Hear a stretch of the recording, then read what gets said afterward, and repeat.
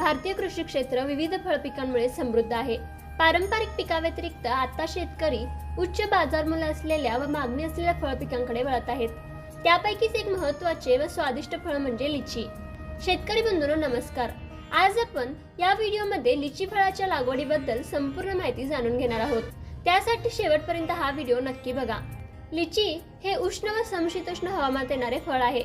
याचे मूळ चीनमध्ये असून भारतात विशेषतः बिहार, झारखंड, उत्तर प्रदेश आणि आता महाराष्ट्रातही याचा लागवड मोठ्या प्रमाणात करत आहेत। लिचीसाठी थोडे थंड हवामान 15 ते 30 डिग्री सेल्सिअस तापमान अनुकूल असतं। जमीन ही चांगला निचरा होणारी मध्यम ते भारी pH 6 ते 7 असणारी हवी। लिचीची लागवड मुख्यतः कलम किंवा रोपांद्वारे केली जाते। यासाठी ओळींमधील अंतर 20 फूट आणि रोपांमधील अंतर 15 फूट इतकं असावं। 1 एकर क्षेत्रात साधारणतः 125 झाडे लावता येतात। यामध्ये आंतरपीक सुद्धा घेता येतं। लिचीला ड्रीप इरिगेशनने 3 दिवसानंतर एकदा पाणी दिलं तरी चालतं। खत व्यवस्थापनासाठी या पिकाला 2 महिन्यातून एकदा वर्मी कंपोस्ट, युरिया, सल्फर देणं फायद्याचं ठरतं। लागवडीनंतर या फळाला फळे यायला 5 ते 6 वर्षे लागतात, परंतु लिचीची झाडे 40 ते 50 वर्षे उत्पादन देतात। एक परिपक्व झाड वर्षाला 40 ते 100 किलो फळ देते।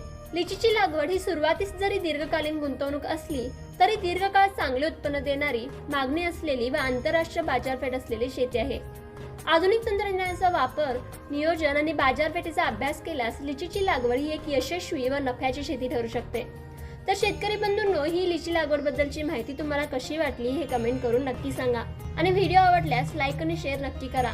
त्याचबरोबर अशाच प्रकारच्या व्हिडिओज पाहण्यासाठी आताच आमच्या कृषी मंत्र YouTube चॅनलला सबस्क्राईब करा व आमच्या फेसबुक आणि इंस्टा पेजलाही फॉलो करा।